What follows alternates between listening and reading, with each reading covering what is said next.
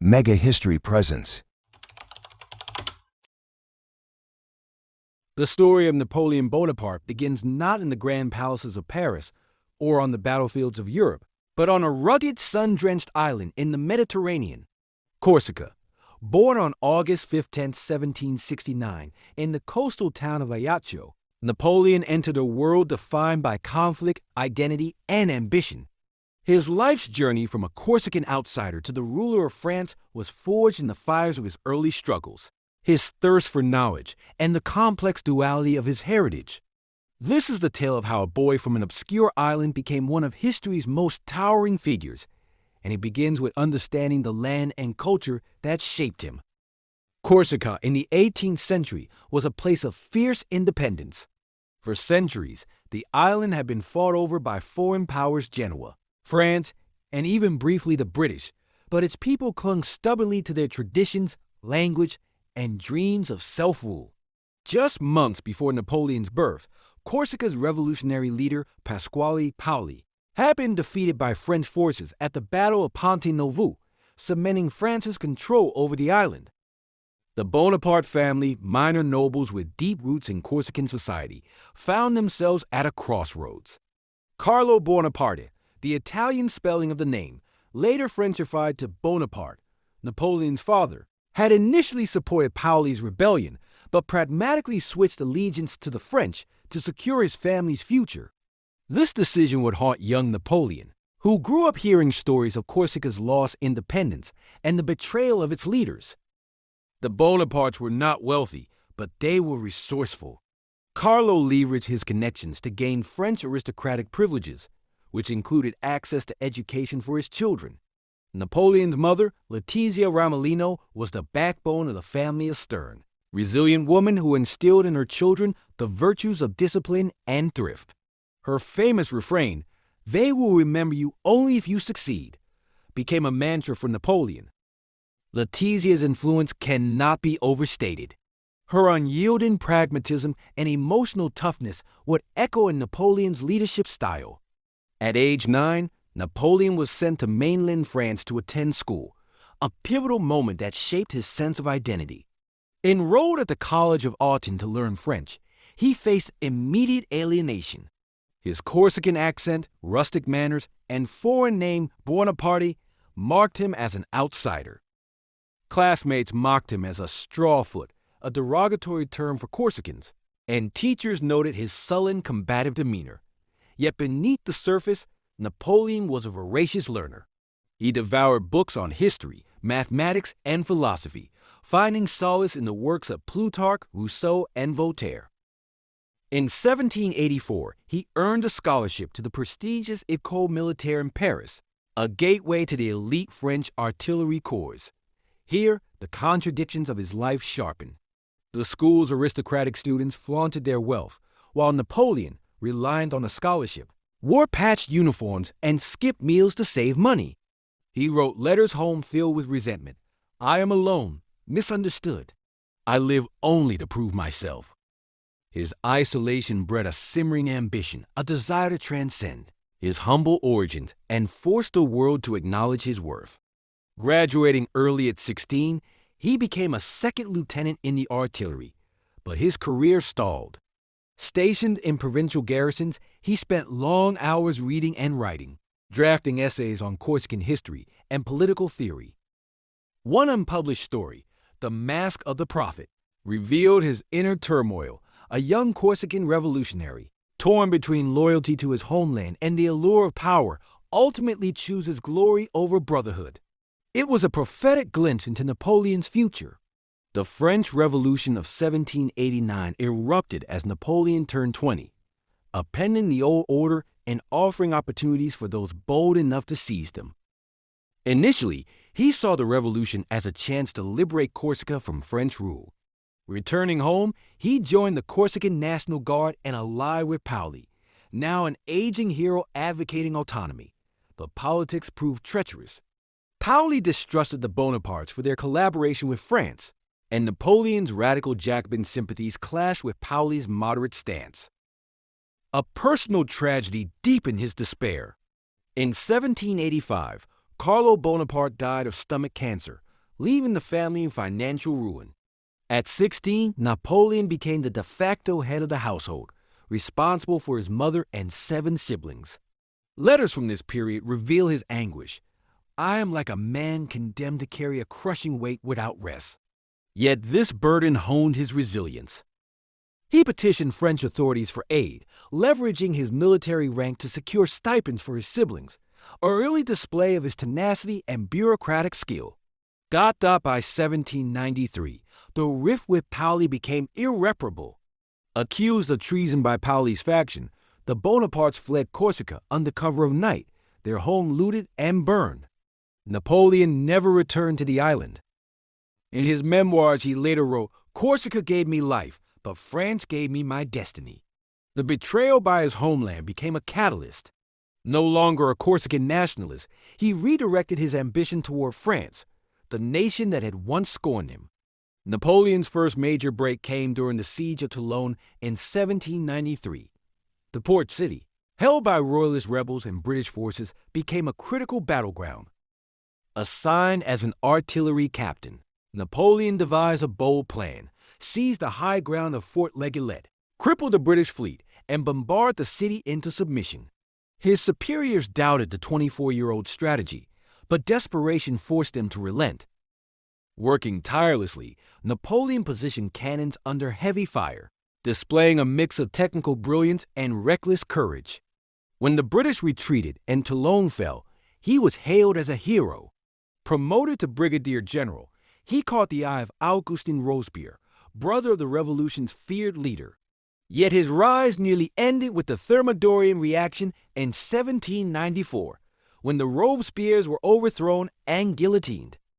Briefly imprisoned for his associations, Napoleon quipped, "Fortune is a woman. She prefers young men." Released due to lack of evidence, he survived a lesson in political survival he would never forget. Got by 1795, Napoleon was adrift unemployed, poor, and contemplating exile. But fate intervened. Royalist uprisings in Paris threatened the revolutionary government, and Paul Barras, a key politician, tasked him with defending the National Convention. Deploying artillery to sweep the streets with grape shot, Napoleon crushed the rebellion in the infamous whiff of grape shot incident. Overnight, he became a national figure, appointed commander of the Army of the Interior. His personal life also transformed.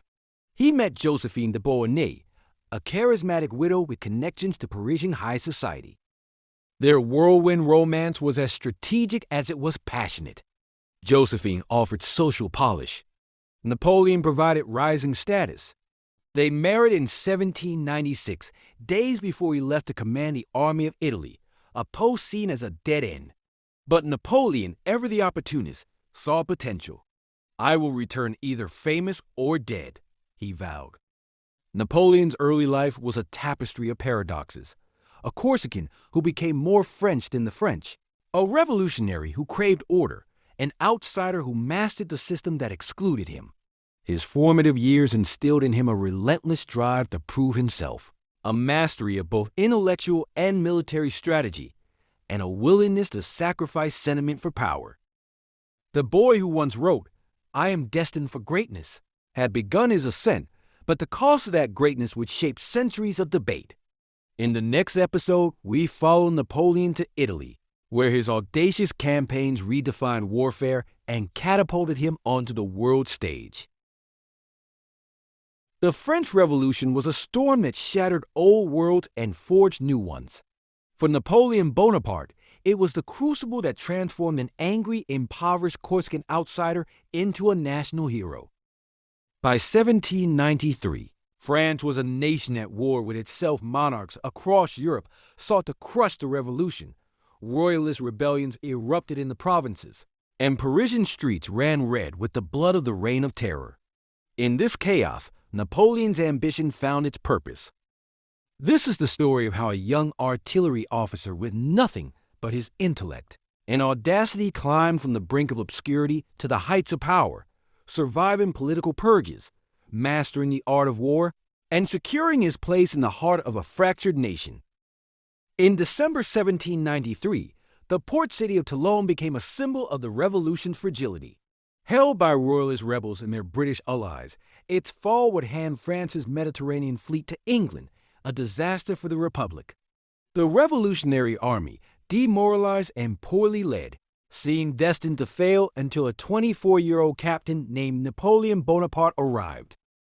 Assigned to the artillery, he immediately recognized the strategic key to victory, capturing Fort Legalet, a promontory overlooking the harbor. "Give me this position," he argued to his skeptical superiors, "and I will drive the British into the sea." His plan was dismissed as reckless. The fort was heavily defended, and the terrain treacherous. But Napoleon, relentless and persuasive, wore down resistance. Working through freezing nights, he directed the placement of cannons under constant fire, improvising tactics that defied textbook strategies. When the assault began, his artillery rained hellfire on the British fleet, forcing their retreat. Toulon fell, and with it, Napoleon's name echoed across France. Promoted to brigadier general, he became the youngest general in the French army. Yet his triumph was bittersweet. The victory at Toulon coincided with the execution of his mentor, Augustin Robespierre, in the Thermidorian reaction. Overnight, Napoleon's political allies vanished, and he was arrested for alleged Jacobin sympathies. Imprisoned in the Fort Carré fortress, he faced the guillotine's shadow. "What is life?" he wrote to his brother Joseph. "A fleeting dream, chased by the specter of death." But fate spared him. With no concrete evidence, he was released after 2 weeks, though his career stalled. Stripped of command, he wandered Paris in poverty, drafting wild schemes to escape to Turkey or join the British East India Company. Yet even in despair, his ambition burned. "I am made for greatness," he confided to a friend. "The world will hear of me, or I will die forgotten." By October 1795, the revolution teetered on collapse. The Directory, France's new government, faced a royalist uprising in Paris. Over 25,000 armed rebels marched on the Tuileries Palace, intent on restoring the monarchy. Desperate, the politician Paul Barras turned to Napoleon, recalling his ruthlessness at Toulon. "Can you defend the Republic?" Barras asked. Napoleon's reply was ice cold. "Yes, but once I strike, I do not stop." With fewer than 6,000 troops, Napoleon positioned cannons along the streets leading to the palace. As the rebels advanced, he unleashed a barrage of grape shot, a hail of iron pellets that shredded flesh and bone. The streets ran red. The uprising collapsed in hours. The whiff of grape shot not only saved the Directory, but cemented Napoleon's reputation as a man of decisive violence. Rewarded with command of the Army of the Interior, he became the guardian of Paris, hunting down dissenters and rebuilding the city's defenses. Yet his ambition stretched beyond policing. "Italy," he wrote, "is the key to Europe. Let me conquer it, and I will give France an empire." In 1796, Napoleon's life collided with one of history's most enigmatic women, Marie-Joseph Rose de Beauharnais, known as Josephine. A Creole widow from Martinique, she had survived the Terror. Her first husband was guillotined and reinvented herself as a fixture of Parisian salons. Charismatic and cunning, she wielded influence through charm and connections. Their meeting was calculated. Napoleon, socially awkward and unrefined, needed her polish. Josephine, nearing financial ruin, needed his rising star. Their courtship was a whirlwind. Napoleon, 26, fell obsessively in love, penning feverish letters. "You are the constant object of my thoughts. My soul aches with longing." Josephine, 32, was more pragmatic. She admired his intensity, but hesitated until Barras, her former lover, urged the match. The marriage, he knew, would bind Napoleon to the Directory's interests. They wed in a civil ceremony on March 9, 1796. Josephine wore a necklace spelling "A la Destinée," to destiny. Napoleon gifted her a cameo engraved "To the Sublime." 2 days later, he left to command the Army of Italy, a ragtag force neglected by Paris. Josephine remained behind, indulging in luxuries and affairs. Napoleon's letters grew desperate. Do you love me? Swear it. My life depends on your answer. Yet their union was transformative.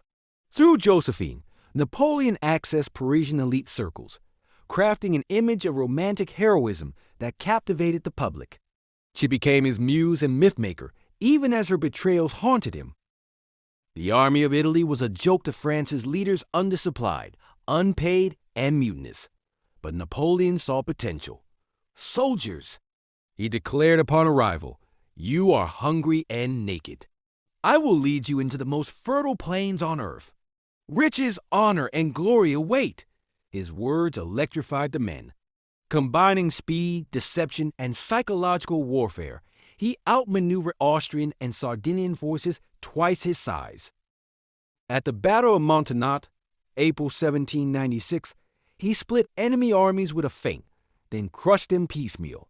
At Lodi Bridge, May 1796, he led a suicidal charge across a river under heavy fire, earning the nickname the Little Corporal from his troops. By May 1797, he had conquered Lombardy, crushed the Papal States, and negotiated the Treaty of Campo Formio, redrawing Europe's map. France acquired Belgium and the Rhineland. Napoleon returned to Paris a conqueror. Yet Italy was more than a military triumph. Napoleon curated his legend, commissioning artists and writers to portray him as a liberator, freeing Italians from feudal oppression. He looted art treasures, the horses of St. Mark from Venice, manuscripts from Milan to fund his army and flatter Paris's cultural elite. Privately, he confided, "In Italy, I learned I could shape the world to my will." Napoleon's victories masked deepening personal strife. Josephine's infidelities, including an affair with a dashing Hussar officer, shattered him. "You are the torment and joy of my life," he wrote, veering between fury and despair. Yet he forgave her, fearing scandal. Their relationship became a microcosm of his leadership, a blend of passion, calculation, and unyielding control. Political threats also loomed. The Directory feared his popularity. "He returns covered in glory," warned the minister. But whose glory? To sideline him, they proposed an invasion of England, a suicide mission. Napoleon, ever the strategist, countered with a daring alternative: strike Britain's empire by seizing Egypt. The plan was approved, but his true motive was clear. "Europe is too small," he told confidants. "Great reputations are made in the East." By 1798, Napoleon stood at a crossroads. He had saved the revolution, conquered Italy, and married into Paris's elite. Yet his ambition was insatiable. "I see the world slipping away if I stand still," he wrote. The Egyptian expedition, a mix of military ambition and Enlightenment curiosity, would test his limits. But as he sailed for Alexandria, France simmered with discontent. The Directory, corrupt and inept, teetered toward collapse. Napoleon's rise was no accident. It was the product of genius, timing, and an unerring instinct for power. He had turned the revolution's chaos into a ladder, climbing from exile to idol. Yet the higher he rose, the more precarious his footing became. In Italy, he had promised his soldiers glory. In Paris, he vowed to save the Republic. But as the next chapter will reveal, Napoleon's destiny lay not in serving France, but in ruling it. The year is 1796. Napoleon Bonaparte, a 26-year-old general dismissed by France's political elite as an upstart, stares at a map of Italy in a dimly lit command tent. His Army of Italy, a ragtag force of 37,000 malnourished soldiers, shivers in the alpine cold. Their boots are worn to shreds, their muskets rusted, and their morale as brittle as ice. Yet in Napoleon's mind, this disheveled legion is the key to unlocking an empire. "Soldiers," he declares, his voice cutting through the gloom, "you are poor, but the plains beyond these mountains overflow with riches. Follow me, and I will make you the masters of nations." What unfolds over the next 2 years is not merely a military campaign, but the forging of a legend, a tale of audacity, genius, and the relentless pursuit of immortality. From the sunlit vineyards of Lombardy to the scorching sands of Egypt, Napoleon's triumphs and failures would redefine the boundaries of ambition, leaving an indelible mark on history and the human spirit. Italy in the 18th century was a fractured mosaic of kingdoms, duchies, and republics, all under the shadow of Austrian dominance. The French Directory, seeking to distract Napoleon from Parisian politics, handed him command of the Army of Italy, a force they considered expendable. But Napoleon saw opportunity in the chaos. His strategy defied convention: strike swiftly, divide enemy forces, and exploit their disunity. The campaign began in April 1796 with the Battle of Mononat. Outnumbered by Austrian and Sardinian forces, Napoleon feigned a retreat, luring the enemy into a trap. Splitting their armies, he crushed them in rapid succession, declaring, "Victory belongs to the most persevering." His troops, electrified by his daring, began to believe in the impossible. Weeks later, at the Battle of Lodi, he faced a fortified bridge guarded by Austrian cannons. Under withering fire, he rallied his men. "Is there one among you who would trade immortality for a lifetime of retreat?" Leading a suicidal charge, he seized the bridge, earning the nickname Le Petit Caporal, the Little Corporal, a title embodying both his stature and the loyalty he inspired. By May 1797, Napoleon had transformed Italy. He defeated the Austrians at Arco, wading through chest-deep marshes to outflank their positions, and shattered their forces at Rivoli by luring them into a valley and annihilating them with artillery. The Treaty of Campo Formio redrew Europe's map. France annexed Belgium and the Rhineland, while Napoleon carved the Cisalpine Republic from northern Italy, positioning himself as a liberator. He abolished feudal privileges, drafted constitutions, and posed as an heir to the Roman Republic, declaring, "The French Revolution has come to break your chains." Yet beneath the rhetoric lay a ruthless pragmatist. He plundered art treasures, Leonardo da Vinci's. The Last Supper was nearly dismantled for transport to Paris, and siphoned wealth to fund his army and seduce France with cultural spoils. Returning to Paris in December 1797, Napoleon was greeted as a conquering hero. Crowds swarmed his carriage, chanting his name. The Directory, threatened by his popularity, offered hollow accolades, but his personal life unraveled. Josephine, his wife of 1 year, had spent his absence in a whirlwind of parties and affairs, including a liaison with a dashing hussar officer, Napoleon Charles. Napoleon's letters to her veer between adoration and anguish. "You are the torment of my soul. I loved you more than the throne of kings, yet you betray me." Josephine, ever the strategist, soothed him with promises of devotion. But their marriage became a microcosm of his rule, a blend of passion, calculation, and unyielding control. The Directory, eager to exile him, proposed a suicidal invasion of England. Napoleon countered with a bold alternative: strike at Britain's empire by seizing Egypt, the gateway to India. "Europe is but a molehill," he proclaimed. "All great empires rise in the east." The Directory, relieved to send him far from Paris, approved. In May 1798, Napoleon set sail with 40,000 troops, 167 scholars, and a library of 500 books, a fleet carrying not just soldiers, but the Enlightenment's thirst for knowledge. Evading British Admiral Horatio Nelson, he landed at Alexandria in July, declaring, "Soldiers! 40 centuries of history gaze down upon you." At the Battle of the Pyramids, his innovative square formations repelled Mamluk cavalry charges, muskets, and cannons, decimating swords and spears. Cairo fell, and Napoleon, donning a turban and quoting the Quran, styled himself a modern Alexander, blending conquest with cultural diplomacy. Yet Egypt exposed the limits of his ambition. The Rosetta Stone, discovered by his scholars, unlocked the secrets of hieroglyphs, a scientific triumph, but militarily, the campaign faltered. In August 1798, Nelson destroyed the French fleet at the Battle of the Nile, stranding Napoleon's army. Plague ravaged his ranks. Supply lines collapsed. During the siege of Jaffa, faced with an outbreak of bubonic plague among his troops, Napoleon ordered the euthanasia of infected soldiers with opium, a decision he later called the darkest night of my soul. When Ottoman forces executed French prisoners, he retaliated with the massacre of 2,000 captives, a brutality that haunted his legacy. Cut off from France, Napoleon turned to propaganda. He founded the Institut d'Egypte, where scholars cataloged antiquities, mapped the Nile, and pioneered Egyptology. His newspaper, Le Courrier de l'Egypte, fed Paris a curated narrative of exotic triumphs, omitting disease and defeat. Paintings commissioned upon his return depicted him as a philosopher king, calming plague victims and lecturing savants beneath the pyramids.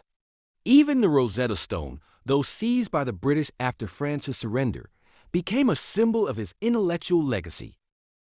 Privately, Napoleon grappled with failure. "I saw the limits of my power in the desert," he confided to his secretary. "Sand slips through the fingers, no matter how tightly you grasp." By 1799, with his army decimated and Ottoman forces advancing, he abandoned his troops, sneaking past British blockades to return to France. France in 1799 was a nation in crisis. The Directory, riddled with corruption, had bankrupted the treasury. Royalist revolt simmered. Austria and Russia mobilized for war. The public, desperate for stability, saw Napoleon as a messiah. "The revolution is over," he declared upon landing. "I am its heir." Within weeks, he orchestrated the coup of 18 Brumaire, dissolving the Directory and installing himself as first consul. Egypt had been a military disaster, but its mythos cemented his image as a visionary. Italy had taught him to conquer. Egypt taught him to reign.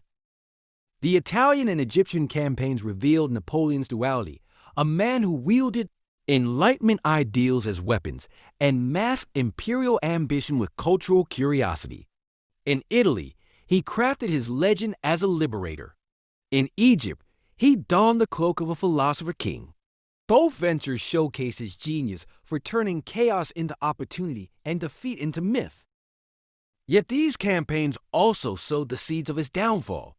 His belief in invincibility led to the frozen hell of Russia. His hunger for legacy birthed an empire too vast to hold. But in 1799, as he stood on the precipice of absolute power, Napoleon was unstoppable, a conqueror who had mastered the alchemy of ambition, transforming the blood of battlefields and the dust of deserts into the gold of immortality. In the next episode, the consulate rises, the Napoleonic Code reshapes society, and the Republic gives way to empire. Paris, November 1799. The French Revolution, once a beacon of liberty, has devoured its children. The streets that echoed with cries of "Liberté, Égalité, Fraternité" now tremble under the weight of corruption, inflation, and despair. The Directory, France's ruling government, clings to power through bribery and intimidation, while royalists and radicals plot its demise. By 1799, France is a nation on the brink.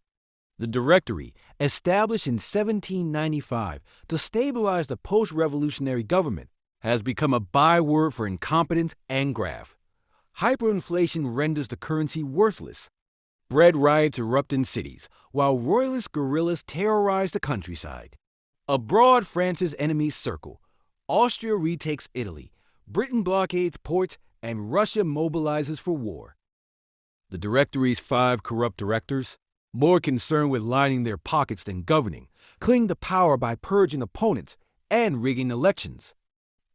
Amid this decay, a cabal of disillusioned politicians, led by the cunning Abbé Sieyès, conspires to overthrow the regime.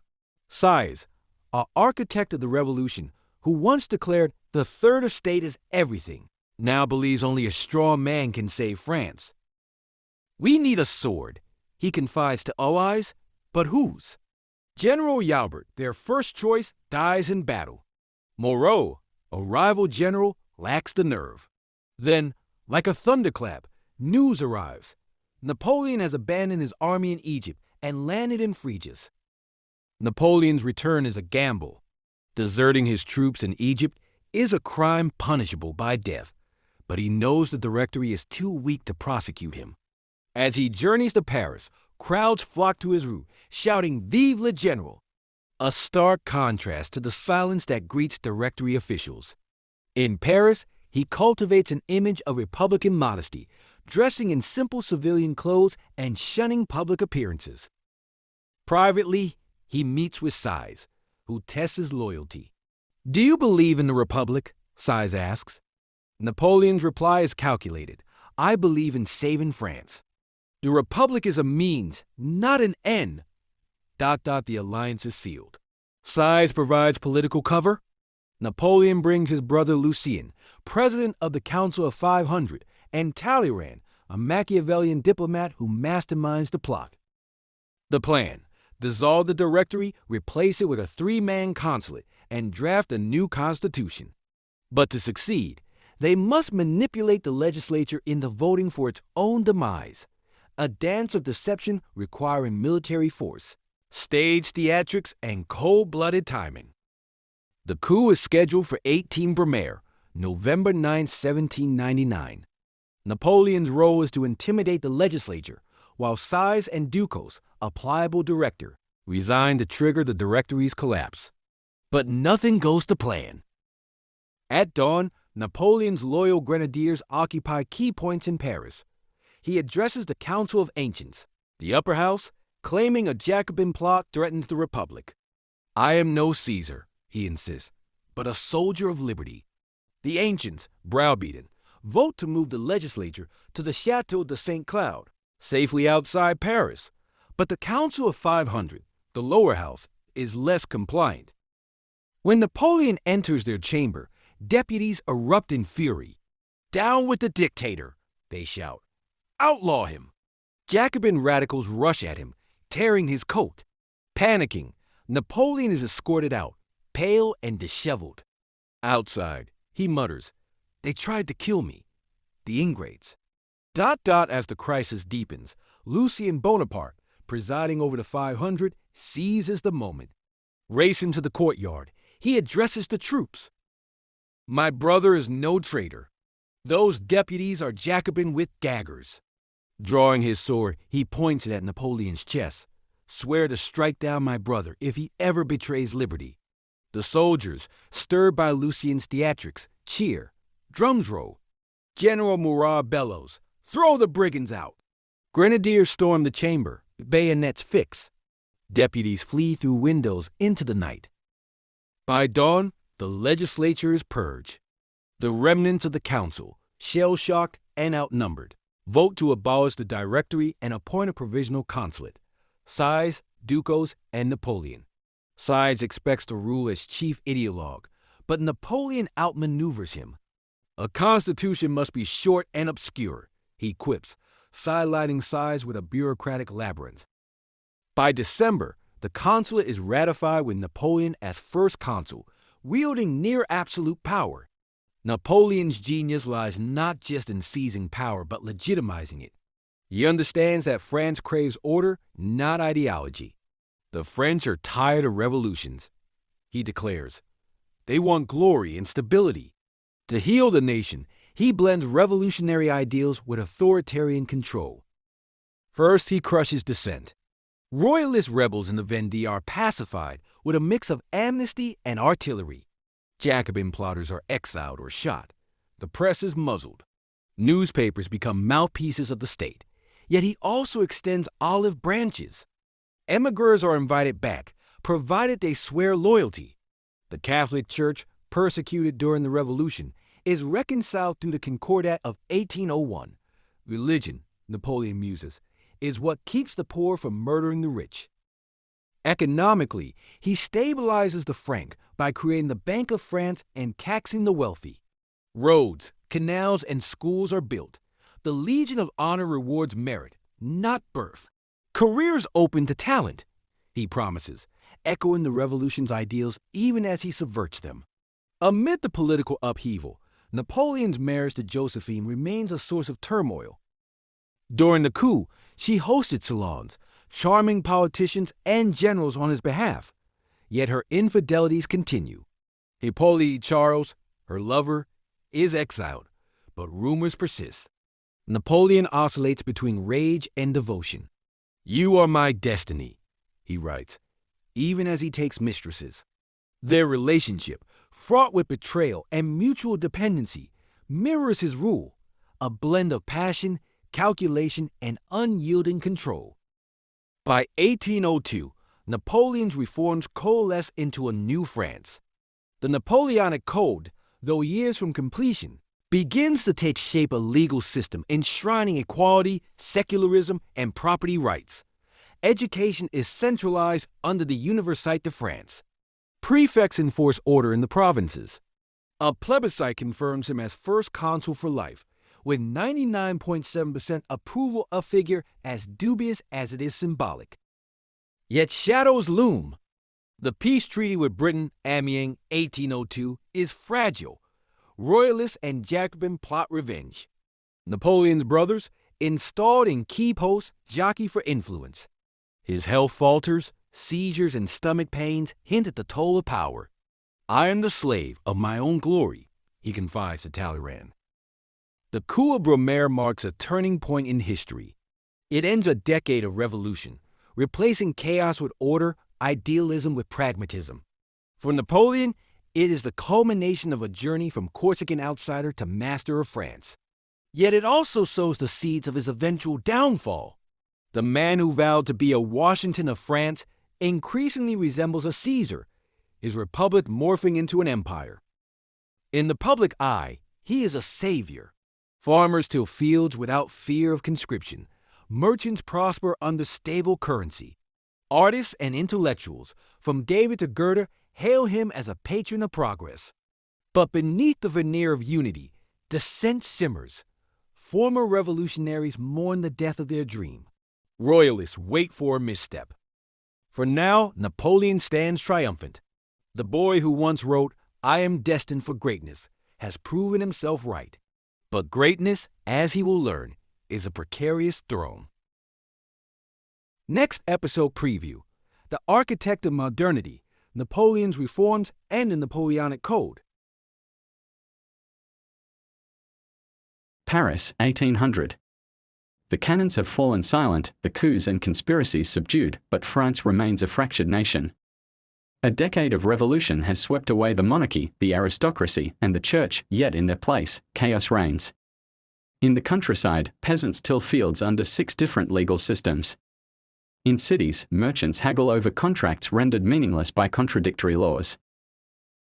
Women inherit property in Lyon but lose it in Marseille. A murderer in Normandy walks free while a thief in Bordeaux hangs for stealing bread.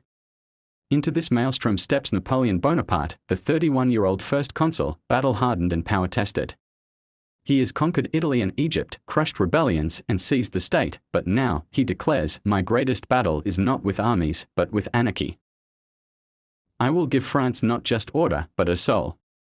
This is the story of the Napoleonic Code, a legal revolution that reshaped not only France but the modern world, a monument of reason, equality, and ruthless control that became Napoleon's true immortality. The French Revolution had promised liberty, equality, fraternity, but by 1800 it had delivered fragmentation.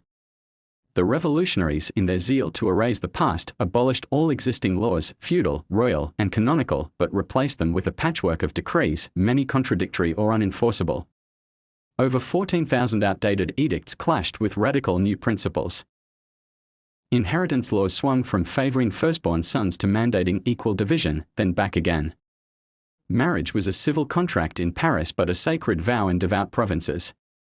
In the absence of unified courts, justice depended on geography, bribes, or brute force. Napoleon saw this chaos as both a threat and an opportunity. France is a building without foundations, he told his inner council. I will lay the cornerstone myself. His ambition was staggering, to distill the Enlightenment's ideals, reason, secularism, meritocracy, into a single, coherent legal framework. But this was no abstract intellectual exercise.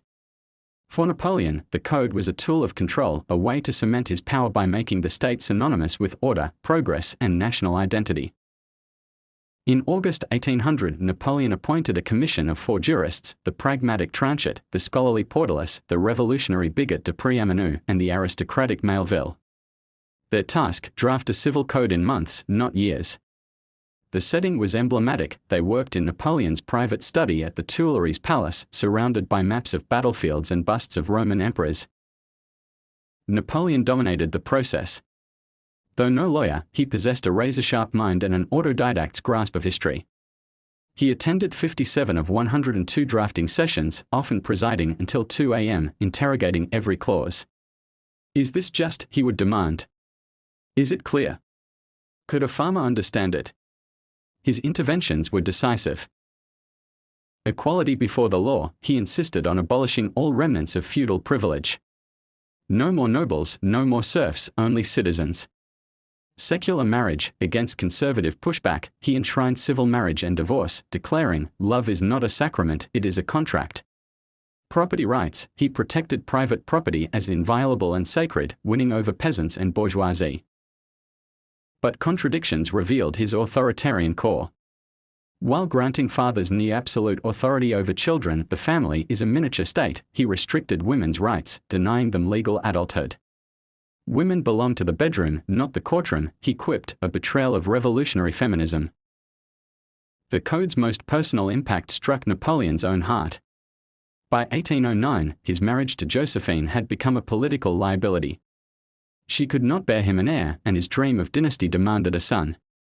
The code provided the tool. Article 230 permitted divorce for mutual consent, or, crucially, for a wife's adultery while ignoring a husband's.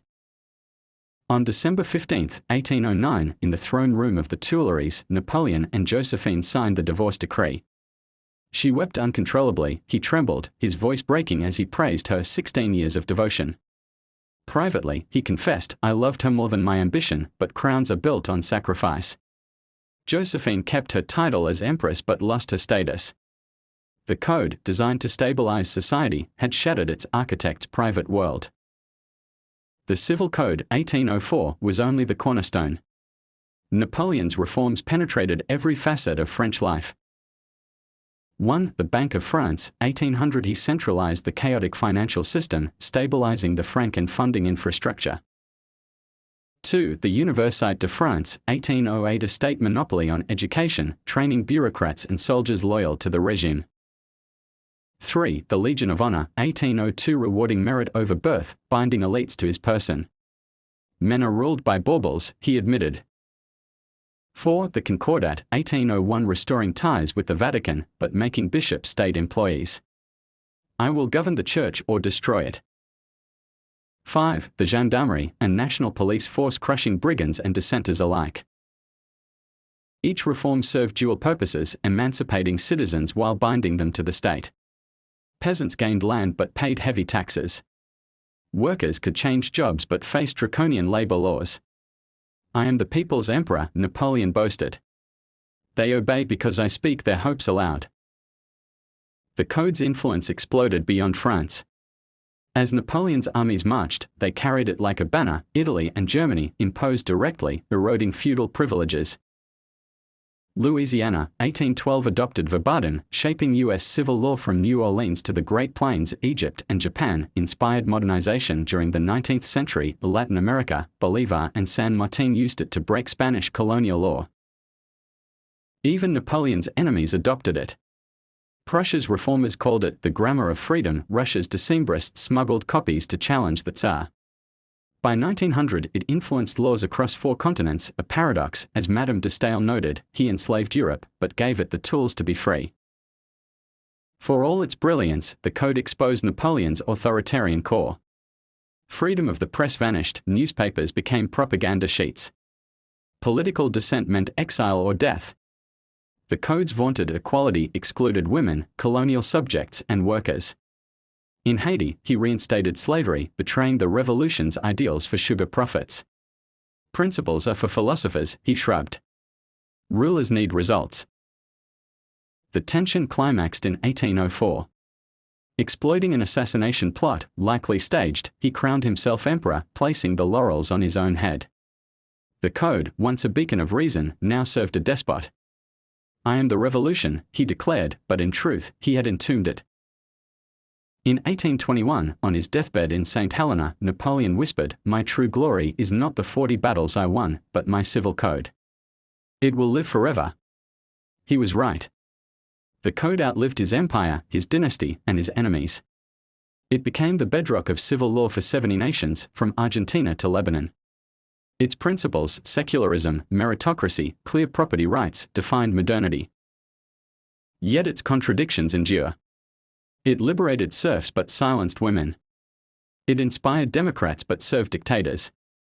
In its pages, we see Napoleon's essence, a visionary who believed law could tame chaos, an idealist who sacrificed liberty for order, a conqueror who sought immortality not in land, but in ideas.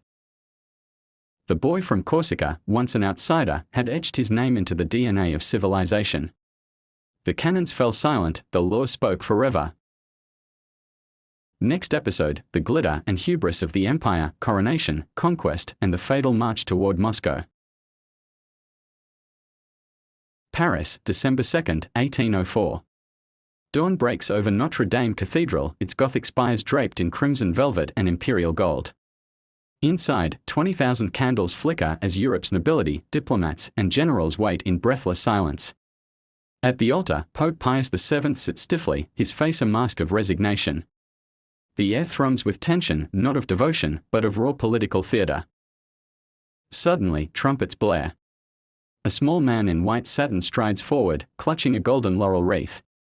He stops before the Pope, seizes the crown, and turns to face the crowd. In one defiant motion, Napoleon Bonaparte places the crown upon his own head, then crowns his kneeling wife, Josephine. No divine sanction, no papal blessing, just a Corsican soldier proclaiming himself Emperor of the French. This moment, dripping with sacred symbolism and sacrilegious audacity, marks the zenith of Napoleon's power. Yet behind the glitter lies a darker truth: empires built on conquest are destined to bleed. From the frozen battlefields of Austerlitz to the shattered peace of Tilsit, this is the story of how Napoleon reshaped Europe with cannon fire and crowned himself its master, only to plant the seeds of his own ruin. Napoleon's coronation was a masterpiece of propaganda, meticulously staged to legitimize his rule. He commissioned Jacques-Louis David to immortalize the event, instructing him, "Paint not what happened, but what should have happened." The result erased inconvenient truths, like Josephine's tearful panic when her coronation robe snagged, or Napoleon's refusal to kneel before the Pope. "I will not play the penitent before any man," he declared. Instead, David depicted Pius VII as a passive spectator, his hands resting limply while Napoleon wielded the crown like a conqueror's trophy. The symbolism was revolutionary. By crowning himself, Napoleon broke a 1,000-year tradition of monarchs anointed by God. His crown, modeled on Charlemagne's, claimed lineage not from Bourbon kings but from the Frankish emperor who united Europe. The message was clear. Napoleon owed his throne to merit, not birth, to the will of the people, not divine right. Yet contradictions abounded. He reinstated court rituals Louis XVI had abandoned, creating a new nobility bound to him. "I make nobles, but they are my nobles," he boasted. His sisters raged when forced to carry Josephine's train. His mother, Letizia, boycotted the ceremony, whispering, "If only it lasts." Even as Paris celebrated, Austria and Russia mobilized. By August 1805, 200,000 enemy troops marched toward France. Napoleon abandoned plans to invade England, wheeled his Grande Army eastward, and met the coalition at Austerlitz, modern-day Slavkov, Czech Republic. The battle, fought on December 2, 1805, exactly 1 year after his coronation, became his masterpiece. Napoleon feigned weakness, abandoning the strategic Pratzen Heights. Enticed, the Allies poured troops onto the plain. At dawn, fog clung to the fields. "Watch the sun rise," Napoleon told his marshals. "It will burn away the fog and their hopes." As sunlight pierced the mist, his hidden artillery erupted. Marshal Soult's divisions retook the heights, splitting the enemy.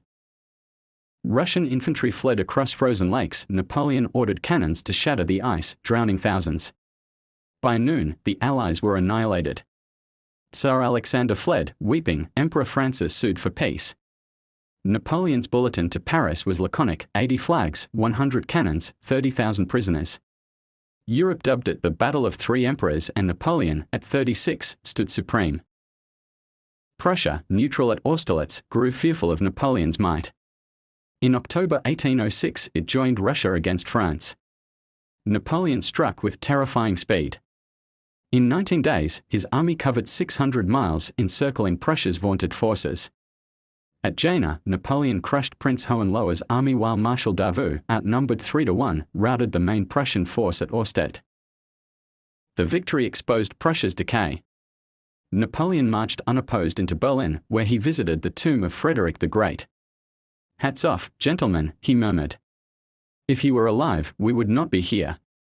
He seized Prussia's treasures, including Frederick's sword, and issued the Berlin Decrees, banning all trade with Britain, the continental system, designed to strangle his last rival.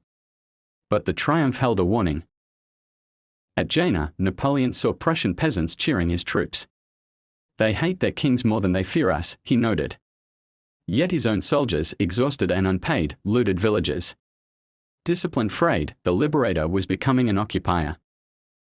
The continental system was Napoleon's grandest gamble, a bloodless war to cripple Britain by closing European ports to its goods. But economics proved harder to master than battlefields.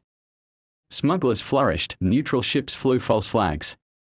When Portugal defied the blockade, Napoleon invaded, triggering the disastrous Peninsular War. In 1807, he pressured Russia into the Treaty of Tilsit, forcing Tsar Alexander to join the embargo. The meeting was a surreal spectacle. The two emperors embraced on a raft in the Niemen River, pledging friendship while plotting betrayal. The human cost was catastrophic. French industries boomed, but Europe starved.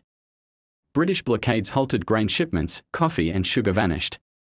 In Flanders, workers rioted. In Italy, child mortality soared. Napoleon's solution: ruthless enforcement. He annexed Holland, jailed his own brother Louis for laxity, and ordered seizures of British contraband, which included innocents. As Napoleon's empire expanded, his marriage collapsed. Josephine, now empress, hosted lavish balls at Malmaison but failed to produce an heir. Napoleon's affairs multiplied: actresses, aristocrats, even a Polish countess, Marie Waluska, who bore him a son. "My dynasty needs blood," he told Josephine. On December 15, 1809, he invoked his own civil code to divorce her. The court wept as Josephine, voice-breaking, pledged loyalty. Napoleon sobbed that night, but by April 1810, he married Marie-Louise of Austria, daughter of his enemy Emperor Francis. The union was pure realpolitik. "I am marrying a womb," he quipped. Marie-Louise bore a son, Napoleon II, in 1811. The emperor wept, declaring the boy king of Rome. Yet the dynastic triumph rang hollow. Josephine languished in exile, his sisters schemed against Marie-Louise, and Europe saw the marriage as proof of his insatiable ambition. "He has joined thieves to royalty," wrote a British spy, "but thieves always betray each other." By 1810, Napoleon ruled 70 million people from Lisbon to Warsaw. His family sat on thrones: Joseph in Spain, Louis in Holland, Jerome in Westphalia. Paris became Europe's cultural capital, a hub of neoclassical splendor where composers like Beethoven dedicated symphonies to him, later revoked. Yet oppression festered. Censorship: newspapers became state mouthpieces, books required imperial approval, conscription, millions of youths died in foreign wars, mothers cursed his name, a secret police, Faucher spies infiltrated salons, tracking dissent with cold efficiency. The greatest threat lay in Spain. Napoleon's 1808 overthrow of the Spanish monarchy sparked a savage guerrilla war. Goya sketches captured the horror: peasants bayoneting French soldiers, civilians massacred in retaliation. "This also will destroy me," Napoleon confessed. It drained troops, funds, and morale, and revealed a truth: empires held by bayonets bleed to death. In 1811, Napoleon stood at his apex. His son was born, his code reshaped laws, his army seemed invincible. Yet shadows gathered. Britain remained defiant, funding rebels. Tsar Alexander reopened trade with Britain, mocking Tilsit. And in the salons of Paris, whispers grew: how long can a man outrun fate? Napoleon's reign redefined power. He proved a nation could be engineered through law, propaganda, and terror. He gifted Europe roads, museums, and administrative unity, but at the price of blood and liberty. His coronation, Austerlitz, and continental system were feats of will, yet each victory expanded the target on his back. The boy who had craved immortality now wore a crown heavier than lead. As he gazed at his infant son, he sensed the precipice. I have carried the revolution wherever I went, he mused, but revolutions are fires that consume their makers. Soon, the snows of Russia would test whether an empire forged in cannon fire could survive its own hubris. Next episode, the unraveling invasion of Russia, the battle of nations, and the fall of an empire.